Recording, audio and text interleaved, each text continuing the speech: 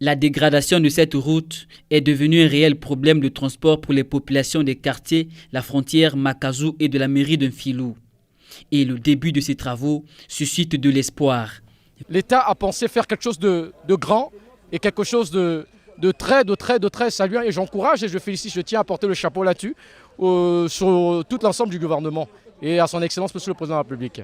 Situé à quelques encablures du chemin de fer, pour cet habitant d'Nfilou, le traitement de cette érosion est très salutaire pour la voie ferroviaire. Si on devait laisser cette route dans cet état, je pense que l'érosion devait continuer jusqu'à créer peut-être l'écoulement des rails de la voie ferrée. Et donc actuellement, je pense que pour moi, ça a été vraiment salué, ça a été bien fait, que les travaux soient réhabilités afin de pouvoir pallier à cette difficulté que le chemin de fer pouvait rencontrer peut-être à cela des années à venir. Des travaux qui suivront certaines étapes selon le service chargé du contrôle. Nous sommes sur la phase de terrassement. Le terrassement, on a deux phases. Nous avons la phase de déblayage et la phase de remblayage. Donc le déblayage, c'est enlever tout ce qui est matériaux érodés.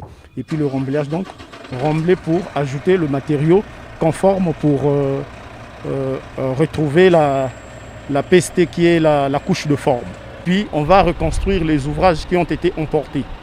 Alors que la population s'impatiente, la société SGEC, elle, estime la fin des travaux au mois de décembre.